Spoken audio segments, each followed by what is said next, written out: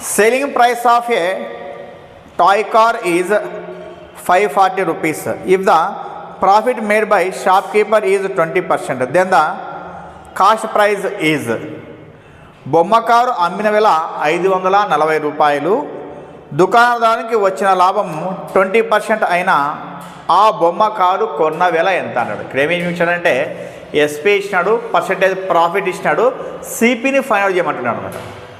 అమ్మిన వేలు ఇచ్చినాడు, లాభశాతం ఇచ్చాడు, కొన్న వేలని ఫైండ్ అవుట్ చేయమంటున్నాడు.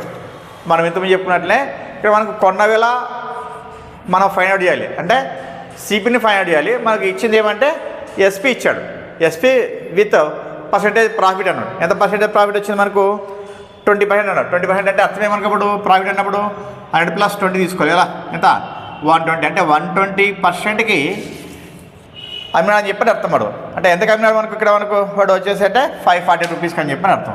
నెక్స్ట్ సిపి అన్నాడు. సిపి ఏం చేస్తాం మనం 100%కి ఈక్వల్ చేసుకుంటాం అనమాట. ఓకే అంటే 120%కి ఏది ఈక్వల్ అవుతుంది 540 ఈక్వల్ అవుతుంది. ఎందుకంటే 540కి అమ్మితే ఏమైంది 20% గెయిన్ వచ్చింది కాబట్టి నేను ఏం చేస్తున్నా 100 + 20 ఎంత 120%. అంటే 120%కి 540 రూపీస్ అయితే 100% means here it is CP అనమాట. సిపికి ఏమవుతుంది వాడి 100% అని చెప్పి అర్థం మనకు. కాబట్టి ఏం చేస్తాను ఇప్పుడు నేను కంపారిజన్ మెథడ్ ఎలా 100/120 × 540 0 0 క్యాన్సర్. నెక్స్ట్ 6 2 జా 6 90 జా.